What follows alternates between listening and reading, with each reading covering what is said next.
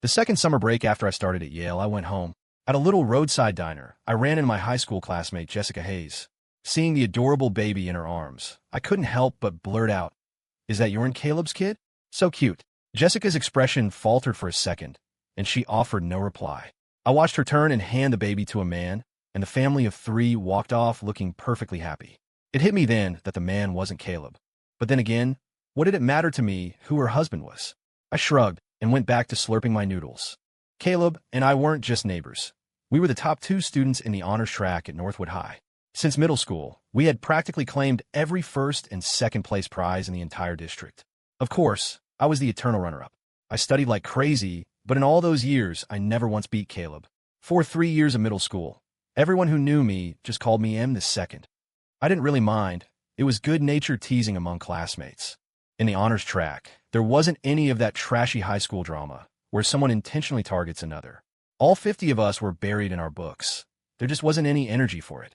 Starting in middle school, Caleb and I always walked home together after the evening study hall. In our mid-sized Midwestern town, the city buses stopped running that late. And since we lived near each other, we kept each other company on the walk home on the local express bus line. He'd hold the umbrella on rainy days. He'd offer his scarf in the winter. "Caleb, which college are you aiming for?" "Yale. If I keep my grades up, it should be fine." The boy's confident, youthful face was especially striking under the streetlight. Caleb glanced at me, as if feeling it was unfair that he'd shared his plan while I hadn't. "What, you're not coming with me?" He naturally assumed I'd apply to the same university. After all, ever since we learned to walk, we'd been inseparable. "Not telling. You'll have to guess," I teased. Under the dim streetlights, the silhouettes of the young man and woman looked so carefree. I thought our reunion at Yale would be our story's ending. Maybe even progressing to us becoming a couple, then husband and wife, with a cute baby or two. That was until Jessica Hayes arrived. It was the fall semester of our sophomore year when Jessica transferred into our honors track. Her grades should have only qualified her for the standard classes, but we later found out a school administrator was her relative, which was how she got placed directly with us. "Hi everyone, I'm Jessica Hayes. Looking forward to being classmates," she said. The young girl wore light makeup. Her hair was styled in soft waves, and her tasteful white dress was dazzling compared to the 50 other students in our standard issue blue and white school uniforms. Nearly every boy in the class was captivated, and a few even let out low whistles.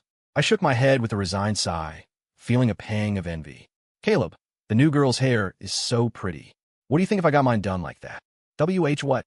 Caleb seemed to snap back to reality, looking flustered when he saw me frowning at him. That day, for the first time, I got angry and didn't walk home with Caleb. Thinking about it now, it's almost funny. Even though we'd been childhood friends, he had never actually asked me out, and we weren't a couple.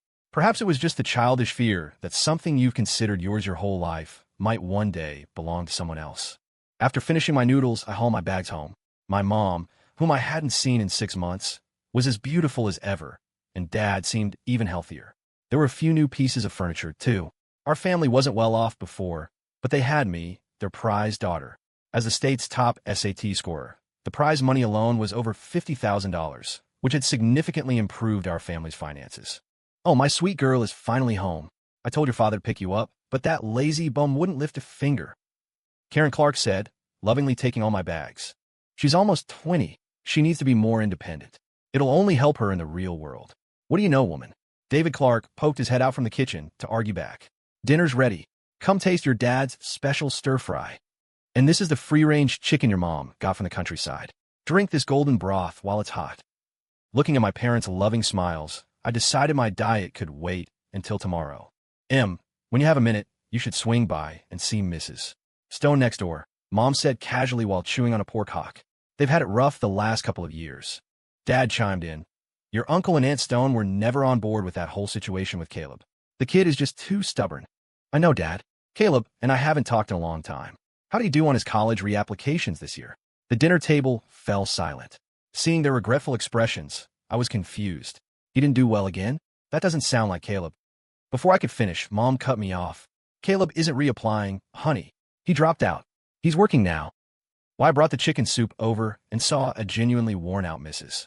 Stone. I was startled. 2 years ago, she had been so well-dressed, always with a bit of light makeup, full of life. "Oh, Emily, come in. It's been so long since you visited," she said, rushing to usher me inside. After we caught up, Mrs. Stone told me about Caleb. It wasn't your fault, dear. You just got stuck on one thing and wouldn't let go. Caleb's situation really didn't have much to do with me. Thanks to a stable home environment, I'd always been emotionally steady. Aside from a small crush on my childhood friend, I never got worked up over things. After Jessica transferred, my relationship with Caleb grew increasingly strained. Emily Clark, can I switch seats with you? One day, Jessica stood before me in her flowing white dress, holding her backpack and looking expectant. But Caleb and I had been seat mates since elementary school, and as a transfer student, she had no grounds to be choosing her seat. You're new, so you should sit near the teacher's desk for now. After the next monthly exam, the teacher will reassign seats based on scores, I replied. Jessica didn't move, her expression shifting to impatience. Caleb is the top student in our grade. My grades are pretty low, so sitting next to him would really help me study. I ignored her and looked at Caleb, hoping he would shut this down. He glanced at Jessica, then back at me. Maybe you could swap with Jessica? She's new and doesn't know anyone. As he spoke, he looked at Jessica, and his ears turned visibly red. I stared at him, stunned into silence. Out of 50 available seats, Jessica wanted this one, and Caleb not only ignored my silent plea, but actually helped her. However, Emily Clark, am not a pushover. If one person wanted me gone and the other didn't want me there, why should I force the issue? Just before the bell rang, I moved my stack of books and sat at the empty desk by the teacher. Caleb stammered an offer to help, but I refused. High school was too intense. Wasting 10 minutes of class on something so petty was a luxury I couldn't afford. For the next few days, Caleb and I barely spoke on the walk home. Slowly, he and Jessica grew closer. They chatted during breaks, watched school-wide exercises from the rooftop, and huddled together during study hall to read popular novels. It was like a cliché high school romance, the star student and the cute new girl. Our homeroom teacher would sometimes say something, but one was the school's top student and the other was an administrator's relative. He could only shake his head, and eventually he stopped trying. But reality isn't a novel. In a story, the hero can mess around and still ace his exams. Caleb didn't have that superpower. High school was an endless stream of quizzes and tests. After the latest monthly exam, our teacher slammed the papers on his desk, his brow furrowed. The scores are out. I need to stress this again. High school is different. Teachers aren't going to chase you down to make you study, he announced. Every one of you is a good student. You passed competitive exams to be here. If you don't want to learn, you can transfer to another class. Don't drag down the students who are trying. He shot a pointed look at Jessica. Jessica started to stand up to argue, but Caleb pulled her back down. The look of dejection in his eyes was impossible to hide. He had never been criticized by a teacher like that in his life. On that note, I want to congratulate Emily Clark. With a 672, she earned the top score in the entire school for our class. A few of the class clowns immediately piped up. Whoa, M the second is finally M the first. Duh. Emily and Caleb were always close. But Caleb's been following Jessica around like a puppy all month. How could he compete? Seriously, I don't know who she's related to, but even our teacher can't do anything. Jessica, never one to back down, marched over and swept a student's textbook onto the floor. What are you gossiping about? There's nothing going on between Caleb and me. Besides, he was still fifth in the school. What gave you the right to talk? With that, she ran out of the room, ignoring the teacher. Caleb panicked and chased after her. The teacher angrily threw his chalk on the floor. Unbelievable. What kind of students are these? So disrespectful. Later, both Jessica's and Caleb's parents were called in, which calmed things down for a while. But their romance just went from public to private. Fueled by teenage hormones, their relationship felt more important than their future. Learning is like rowing upstream. If you don't advance, you fall behind. In the honors track at Northwood High, everyone was constantly pushing forward. If you fell behind, it was nearly impossible to catch up. In reality, there aren't many geniuses who can ace tests without trying. Caleb was not one of them. It was the first time I had ever scored higher than him, but winning like that felt hollow. That night, for the first time, Caleb didn't walk home with me. He never would again. Under the dim streetlight, a lone girl's shadow stretched long. When I got home, I was surprised to find Caleb's parents in our living room. Is back. Mrs. Stone and Mr. Stone wanted to talk to you. Mom said, taking my backpack. Mrs. Stone, Mr. Stone, you want to ask about Caleb, right? Yes, Emily. The homeroom teacher called us to the school today. He said Caleb is dating someone and his grades are dropping fast. Mrs. Stone said, her face etched with worry. Mr. Stone was silent, but the ashtray overflowing with cigarette but spoke volumes. The Stones were an average family. To support Caleb, Mrs. Stone worked a part-time job near the school while Mr. Stone was the sole breadwinner. If a high school romance ruined Caleb's future, their 18 years of hard work and sacrifice would be for nothing. Caleb and I aren't seatmates anymore, and we haven't spent much time together recently. I walked home alone today, I said, deciding honesty was the best policy. Our families have been neighbors for over a decade. They knew me. What? That punk Caleb let you walk home alone at night? Just wait until he gets home. I'll knock some sense into him. Mr. Stone snarled, grinding out his cigarette. Everyone quickly calmed him down. The implication was clear. If Caleb wasn't with me, he was with Jessica. They left soon after, not having learned much more. The conversation ended without any resolution. From now on, Dad will pick you up after study hall. It's not safe for a girl to be out that late, David Clark said firmly. I know, Dad, you're the best, I said, throw my arms around him. I never found out how Mr. and Mrs. Stone handled it, but a few days later, Caleb and Jessica made it official on their Instagram feed. In their photo, Jessica had a new hairstyle, and Caleb held a cigarette in one hand while taking the picture with the other, his arm around her. Remembering the worried look on his parents' faces, I felt I had to try and talk to him. We had been friends for more than a decade. Surely he wouldn't cut me off just for dating someone. We wouldn't break up over his relationship. That evening, I intercepted him at the school gate. Caleb, I need to talk to you. He glanced at me, whispered something to Jessica, and walked over. What's up, Em? I can't walk you home tonight. I promised Jess we'd go to the summit to watch the sunrise. I couldn't help but laugh bitterly. Caleb, I know about you and Jessica. I wasn't going to ask you to walk me home. Is this about my parents talking to you? Look, I get it. They're old-fashioned and don't understand what it's like to be young. I'm not going to spend the best years of my life buried in books. Besides, my grades are fine.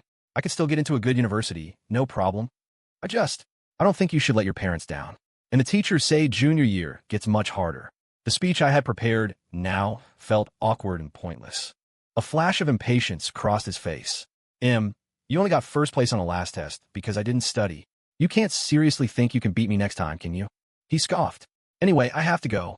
If we're late, all the good spots for the tent will be gone. I sighed as I watched him walk away with Jessica on his arm. As a friend, I had tried. I watched him build his castle, invite his guests, and now I could only wait for it to collapse.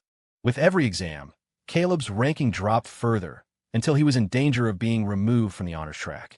Often, when my dad drove me home at night, I could hear shouting from the Stones' house. The worst fight, Mrs. Stone told me, ended with Caleb slamming the door and staying out all night.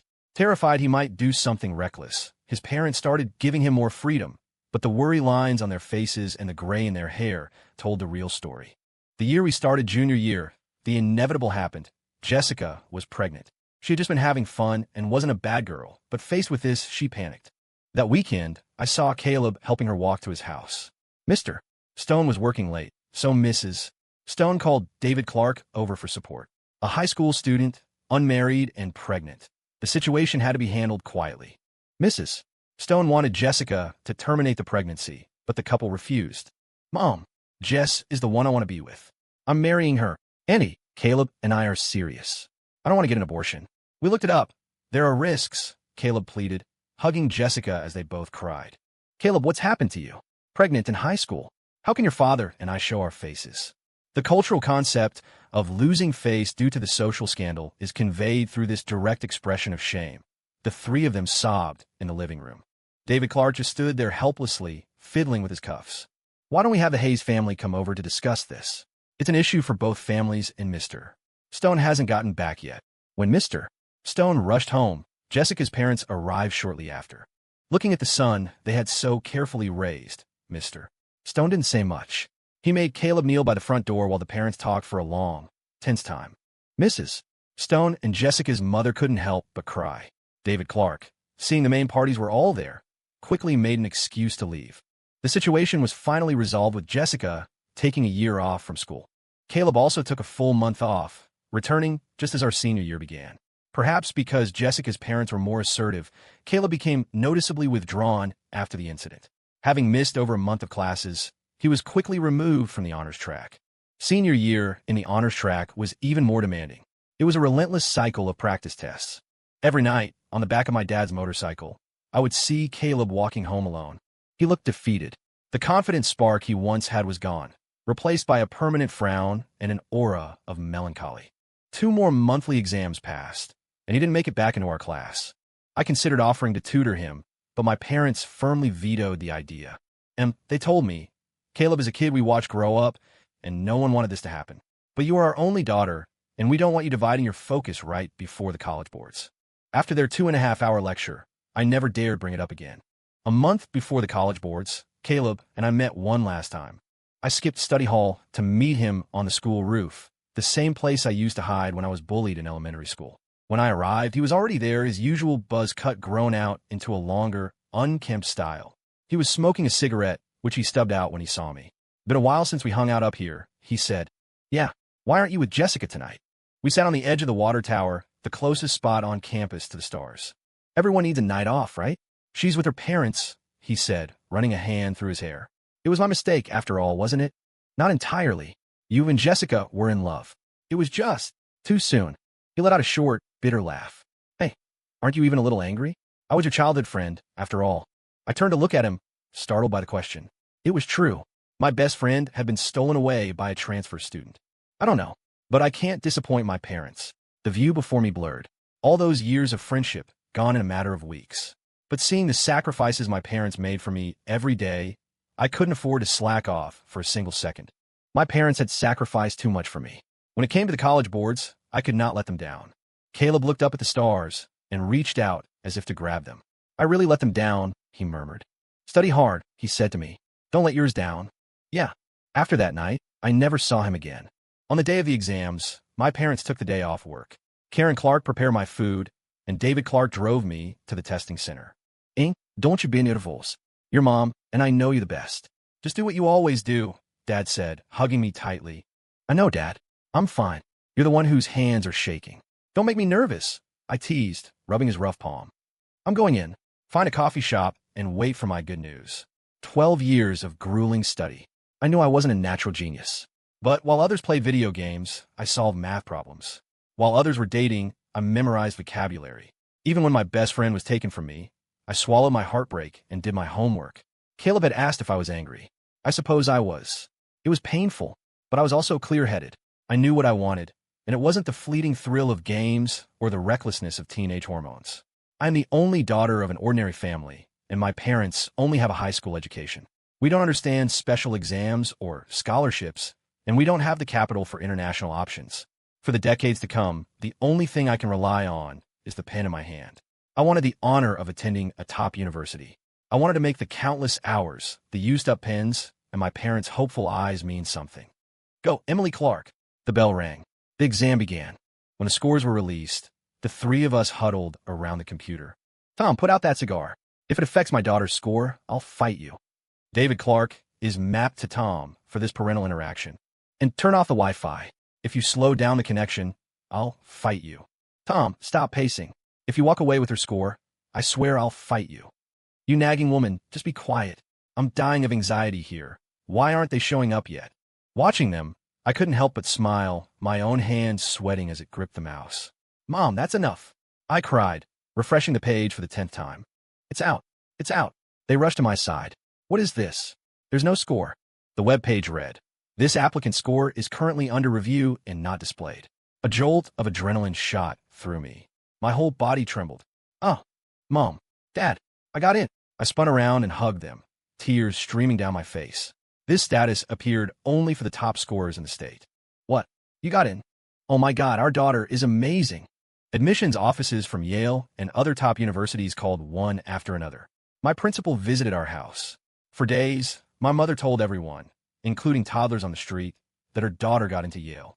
Watching my parents' irrepressible smiles, I gave myself a real vacation.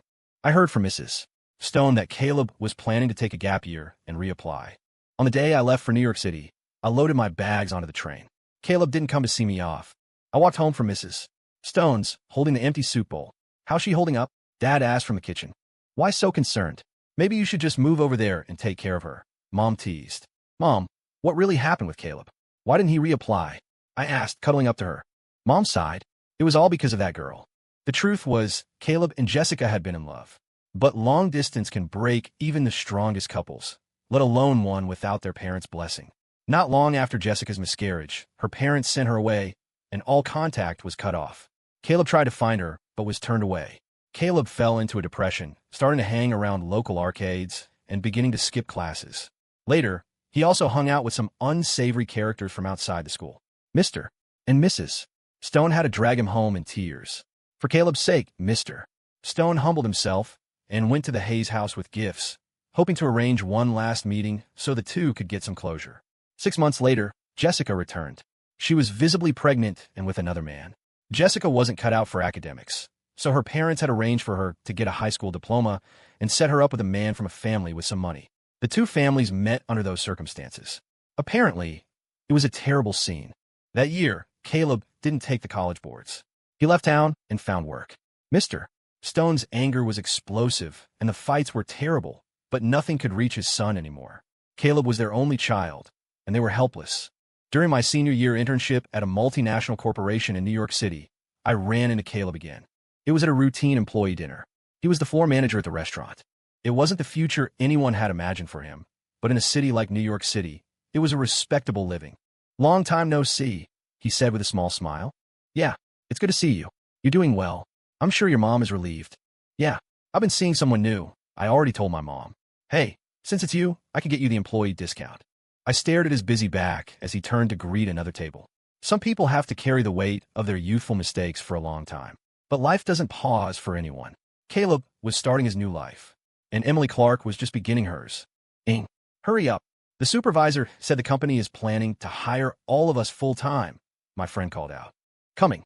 I have to go give my amazing supervisor a celebratory hug."